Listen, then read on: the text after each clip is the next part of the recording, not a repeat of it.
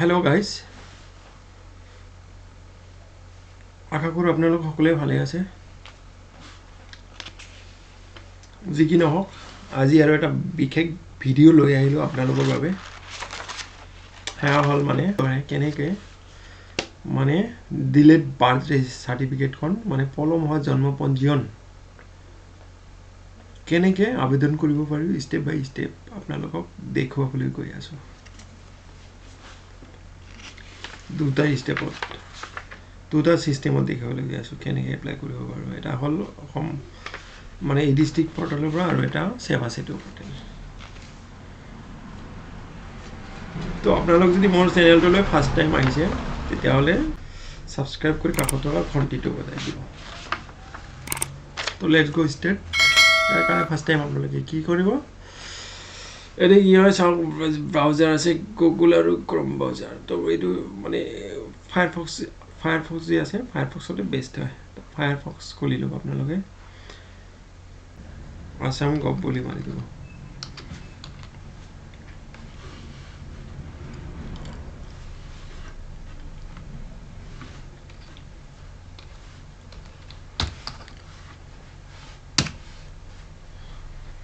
এইটো চাওক আসাম গভ মাৰাৰ লগে লগে এই ফাৰ্ষ্ট এটা লিংক আছে চাওক, আসাম ষ্টেট পৰ্টেল।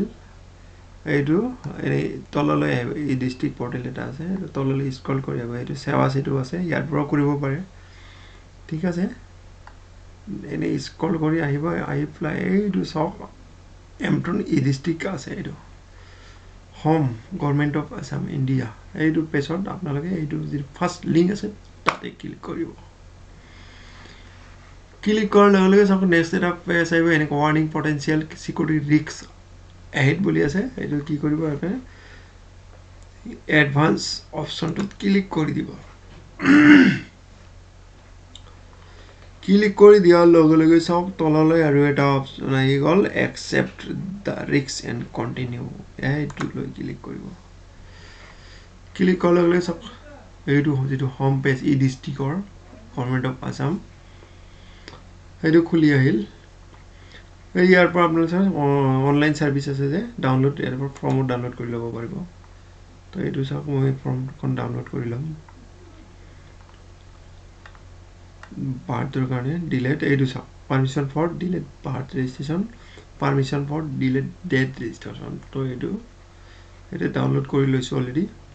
ঠিক আছে, এইটো যে হোম পেজত গুচি যাব। তাৰপিছত ই গভৰ্নেন্স ছাৰ্ভিচ আছে যে ইয়াত ক্লিক কৰি অলৰেডি মোৰ welcome to Assam online service আছে, মোৰ চব অলৰেডি ৰেজিষ্টাৰ্ড আছে। Government of Assam state service delivery gateway, Assam চৰকাৰ গভৰ্ণমেণ্ট অফ আসাম, ইয়াত লগ ইনত ক্লিক কৰি দিব। সেইটো চাওক নেক্সট ইণ্টাৰফেচটো খুলি আহিল। এতিয়া চাওক নেক্সট যিটো ইণ্টাৰফেচ মেইন পেজটো খুলি আহিলে, এনেকৈ ই ফৰ্ম মাই ট্ৰেনজেকশ্যন গেট ষ্টেটাছ এপ্লাই কৰাৰ পিছত ইয়াৰ পাছত মাই ট্ৰেনজেকশ্যন কি কি ট্ৰেনজেকশ্যন কৰিছে টপ ডাউনত পাব আপোনালোকে। গেট ষ্টেটাছ চাব পাৰি ইয়াৰ পৰা। তো আমি কি কৰিম এতিয়া, চিলেক্ট অপশ্যন আছে ইয়াতে বাৰ্থটো মাৰি দিম, BIRTH। এইটো চাওক পাৰ্মিশ্যন ফৰ ডিলেট, তাতে ক্লিক কৰিম। ক্লিক কৰাৰ লগে লগে এইটো গ অপশ্যন আছে, গত ক্লিক কৰি দিব। ঠিক আছে, permission delete birth registration district administration. তো আপোনালোকে কি কৰিব, অনলাইনত ক্লিক কৰিব, ছাবমিট অনলাইন ক্লিক কৰিব। ক্লিক কৰাৰ লগে লগে চাওক এইটো মেইন পেজটো যিটো ফৰ্মটো খুলি আহিলে এনেকৈ, permission for delete birth registration পলম হোৱা জন্ম পঞ্জীয়নৰ আদেশ, মাৰ্ক ফিল্টাৰ মেণ্ডেটৰী চিহ্নযুক্ত তথ্যবোৰ বাধ্যতামূলক। আপোনালোকে ফাৰ্ষ্ট টাইম কি কৰিব, language of the certificate select কৰি ল'ব। তো মই ইংলিছ চিলেক্ট কৰি ল'লোঁ। নেক্সটত এপ্লিকেণ্ট নেম ৰেজিষ্টাৰ আছে, এইটো মাৰি দিব। নেক্সটত মোবাইল নাম্বাৰটো দিব। নেক্সটত ৰিলেশ্যন উইথ দ্য নিউ বৰ্ণ, তো নিউ বৰ্ণ এইটো চন হয় ৰহিতনৰ। ঠিক আছে, নেক্সটত কি কৰিব, বৰ্ণ নৱজাতকৰ নেমটো দিব তাতে।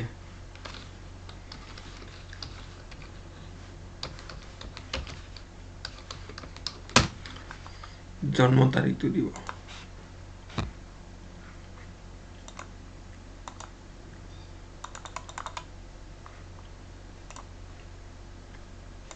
ইয়াৰ 94 11 জেন্ডাৰটো চুজ কৰিব ফাদাৰ নেম দিব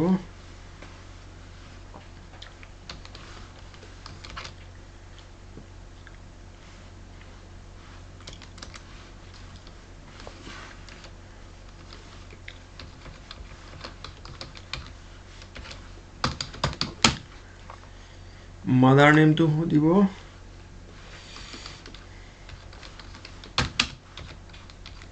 ঠিক আছে place of birth ক'ত হৈছে জন্ম হস্পিটেল নে হাউস নে আদার্স তো ঘৰতে হৈছিল ঠিক আছে ঘৰৰ এড্ৰেছটো দি দিব ইয়াত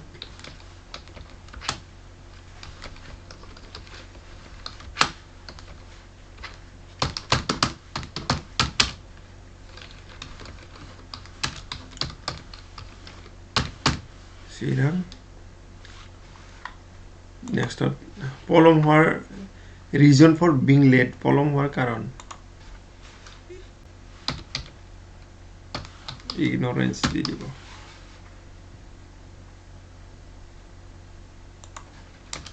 ঠিক আছে তাৰপিছত আপোনালোকে ষ্টেটখন সিলেক্ট কৰি ল'ব ডিস্ট্ৰিক্ট ষ্টেট সাব ডিভিজন যাৰ যোনটো হয় এইটো সিলেক্ট কৰি ল'ব এজ পাৰ ডিস্ট্ৰিক্ট তাৰপিছত যদি ইয়াত ড্ৰপ ডাউনত যদি ভিলেজৰ নেম নাথাকে তেতিয়া কি কৰিব আদাৰ্স অপচন দিব আদাৰ্সত ক্লিক কৰিব ক্লিক কৰাৰ পিছত এটা নিজৰ গাঁওটোৰ নাম লিখি দিব ওকে নেক্সট পিন নাম্বাৰটো এতিয়া চাওক upload scan copy of the applicant form এটো ৰেজিষ্টাৰ আছে তো এটো অলৰেডি মই প্ৰিন্ট কৰি লৈছো ফিল আপ কৰিছো এপ্লিকেন্ট সিগনেচাৰ লৈ লৈছো তো এটো মই আপলোড কৰি দিম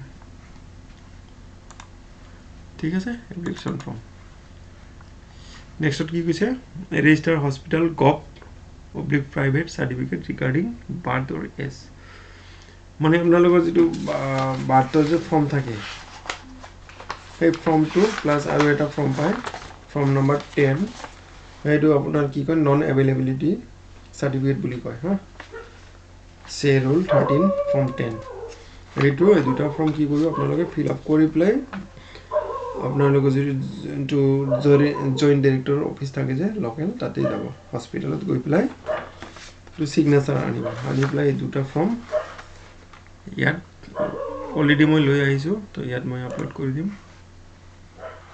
ঠিক আছে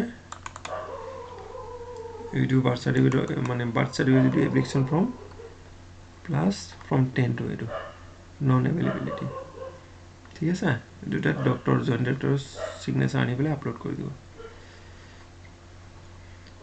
নেক্সট আপোনাৰ স্কুল সাৰ্টিফিকেট এডমিট কাৰ্ড মানে এজ প্ৰুফ যিকোনো দিব যদি 6 বছৰৰ তলত হয় তেতিয়াহলে পেৰেন্ট ডকুমেন্ট দিব যদি নহয় ওপৰত হয় তেতিয়াহলে এপ্লিকেন্টৰ নিজৰ ডকুমেন্ট দিব স্কুল সাৰ্টিফিকেট এডমিট যি আছে আৰু পেন আধাৰ তো উইথ মই পেৰেন্টৰ ডকুমেন্ট দি প্লাই প্লাস ইয়াৰ এপ্লিকেন্টৰ ডকুমেন্ট দিলো পেন কাৰ্ড আধাৰ কাৰ্ড প্লাস ভোটাৰ লিষ্ট এখন দি দিলো ঠিক আছে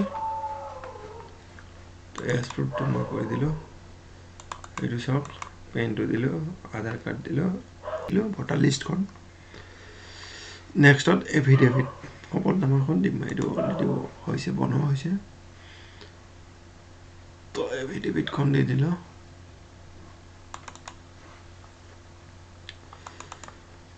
তো এনি আদার্স ডকুমেন্ট এতিয়া এনি আদার্সত মই কি সময় দিলো 1951 এনআরসি তো 1951 ৰ লিগেসি ডাটা 1966 ৰ আপোনাৰ সাৰ্টিফাই ভোটাৰ লিষ্ট তাৰ পিছত আপোনাৰ ভোটাৰ কাৰ্ডখন তাৰ পিছত আপোনাৰ এনআৰসি ফাইনাল ড্ৰাফট তাৰ পিছত আপোনাৰ ৰেশন কাৰ্ড আৰু গাঁওবুঢ়া এখন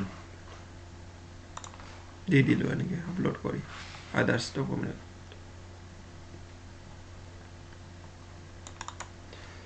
ঠিক আছে গোটেইখিনি এনআৰসি লিখেছি দিলো 1966 ৰ পৰা সাৰ্টিফাই ভোটাৰ লিষ্ট দিলো ভোটাৰ আইডি দিলো তাৰপিছত আপোনাৰ এনআৰচি ৰেচন কাৰ্ড আৰু গাঁওবুঢ়া এই এনআৰচি যিটো ফাইনেল ড্ৰাফ্ট এইটো প্লাছ গাঁওবুঢ়া চাৰ্টিফিকেটখন দি দিওঁ তো টোটেল ডকুমেণ্ট মোৰ কেইটা হ'ল 2টা 4টা 3 7টা 2টা 9টা আৰু ইফালে হ'ল 6টা টোটেল 15 তো number of page to be printed মই এটা 2টাই দিলোঁ তাৰপিছত পেজ স্ক্যান কৰিলোঁ 15টা ঠিক আছে কেপচা ফিল আপ কৰিম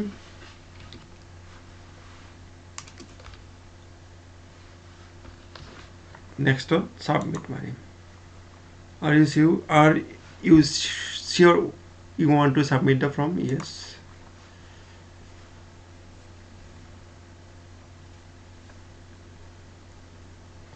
it is up permission with delayed birth registration form has been validated successfully please click to pay for payment payment 30 rupees আহিছে মই পে কৰি দিম এইটো মোৰ CSC ID wallet or redirect হৈ গ'ল তো এটা মই এটা পাসওয়ার্ড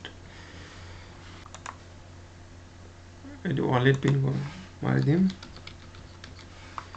ঠিক আছে মোৰ পেমেন্টটো কাটি যাব তো পেমেন্ট সাকসেসফুল সাকসেস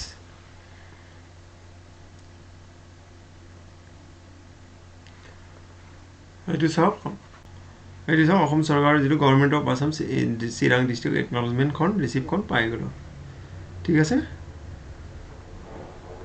এইটো টোটাল বিল খিনি আহি গল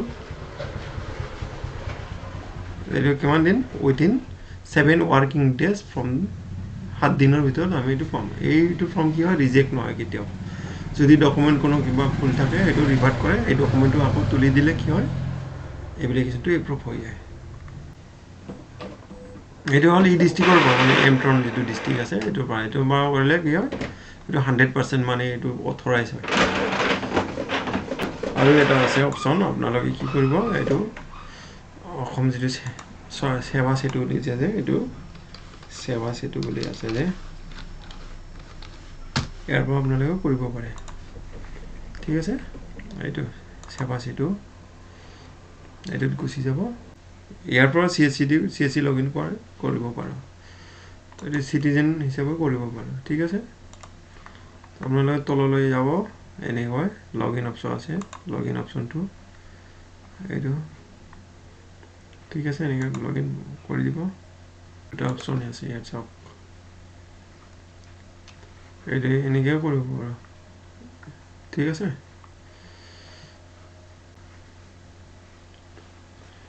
এইটো চাওক এইটো সার্ভিস আছে লগইন হৈ গলো মই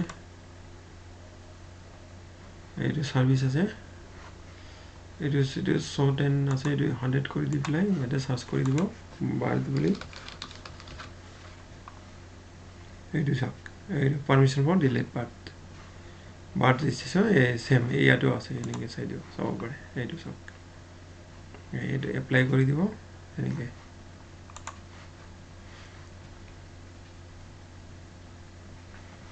এইটো আহি গল খুলি আহি গল এইটো সব ইয়াৰ পৰা কৰিব পাৰি স্টেপ বাই স্টেপ ধুনীয়াকৈ ঠিক আছে তো এই সেৱা সেতুৰ পৰা কি হয় এইটো আমাৰ যিটো ই ডিস্ট্ৰিক্ট পোৰ্টেল আছে এইটোতে বেছি ভাল ঠিক আছে যদি ভিডিওটো ভাল লাগে সাবস্ক্ৰাইব কৰিব কৰি পেলাই ঘণ্টিটো বজাই থৈ দিব প্লাস লাইক শেয়াৰ কৰে দিব থ্যাংক ইউ